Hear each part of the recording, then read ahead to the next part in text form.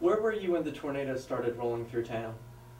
Well, actually, that morning at about 5:30, we got a call that there was one in the area, and we later found out it hit Hanceville. So I think that made everyone more alert during that day because school had been called off. But we came to work, and so we heard the sirens go off, and so we went out front, and we were actually standing out in the city hall in the foyer and looking out, and we saw the tornado coming. And it looked like it took some time to get here, and it looked very large. So when it got, we could tell it was getting closer, we got in the vault for security and safety. What was your initial reaction as news of the damage started coming in? Oh, my first thought was, you know, how many souls are we going to lose? Because it looked like a violent storm. And then when it was all clear, I actually went downtown, and I was around the courthouse looking at, seeing if I could help anybody.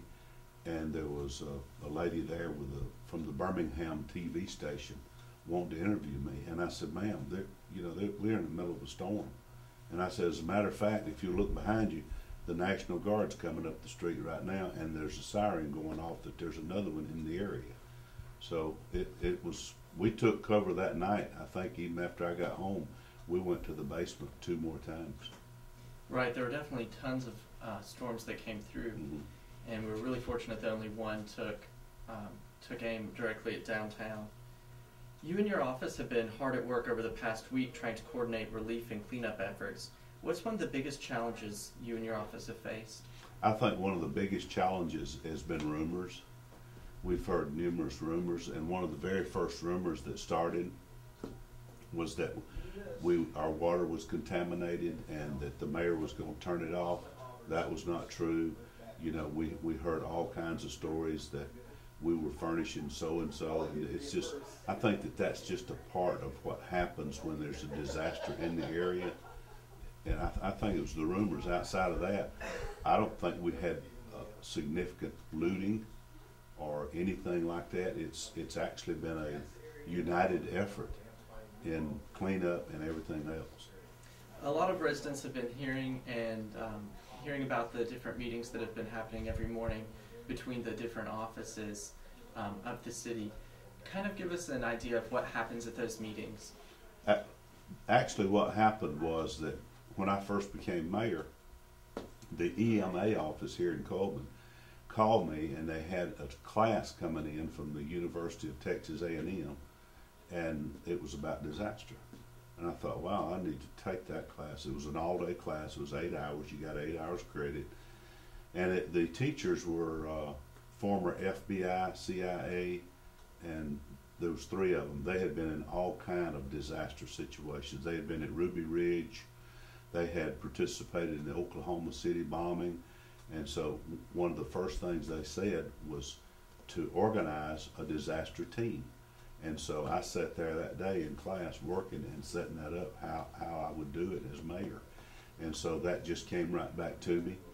And so the first thing we did was to form that disaster team with the chief of police, chief of fire, and then we took risk management as the safety manager, and then we had Dale Greer, who is the public relations and the media, and that's just worked great. And that's what they do. They give an update every morning at these staff meetings of what needs to be done and what has been done. And then in the beginning, we were calling press conferences to include everyone in the county and the city. You know, this just didn't hit Cullman. This hit Cullman County, and we're all a part of the same county. And I've tried to include the county on everything that we do and say.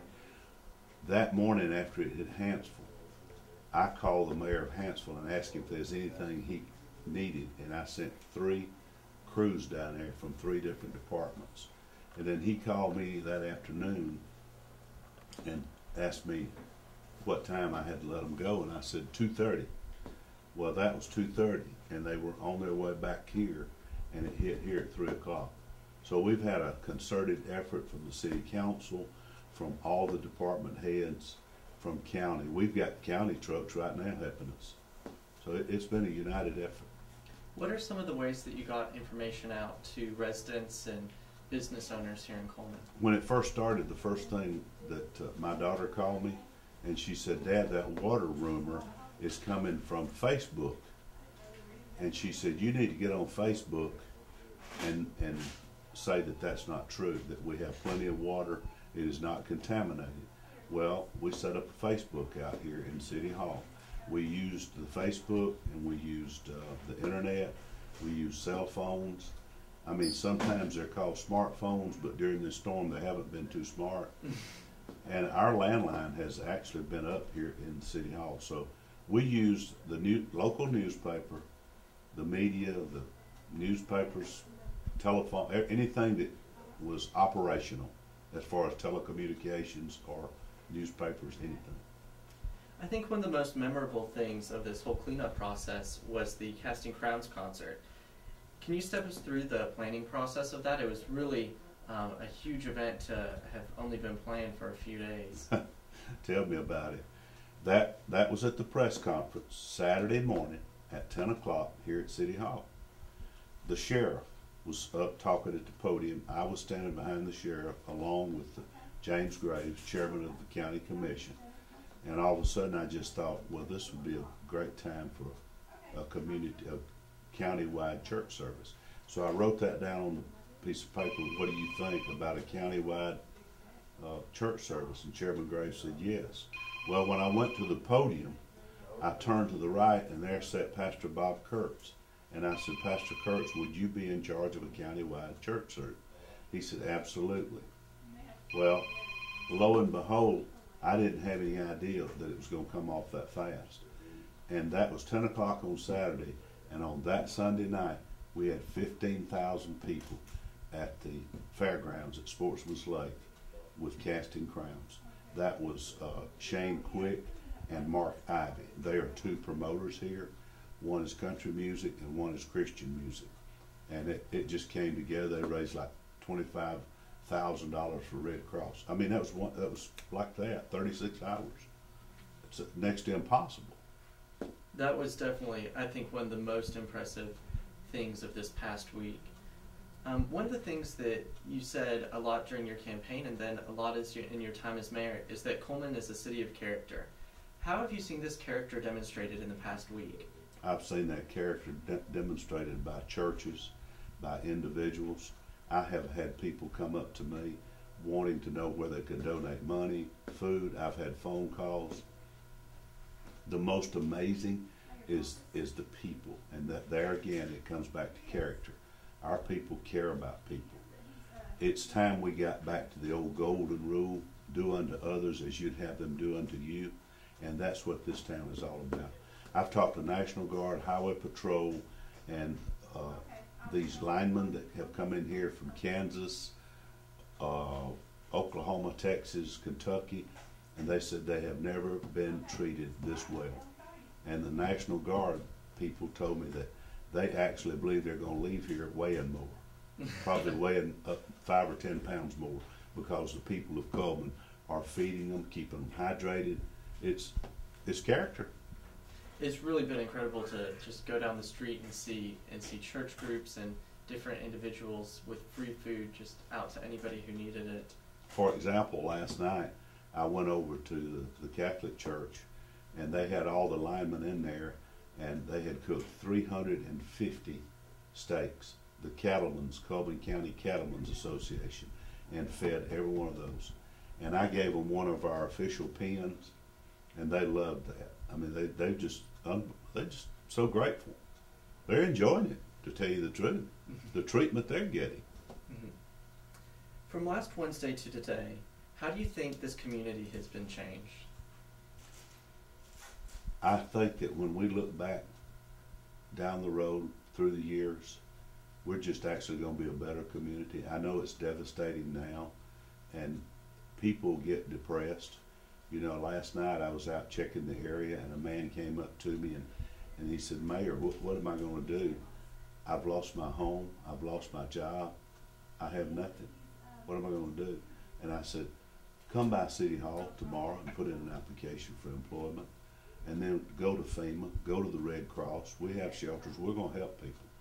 And what we've got to look at next is the relocation of the people and the businesses that have been displaced. But I think in the future, you'll see a different facade through this area that was devastated.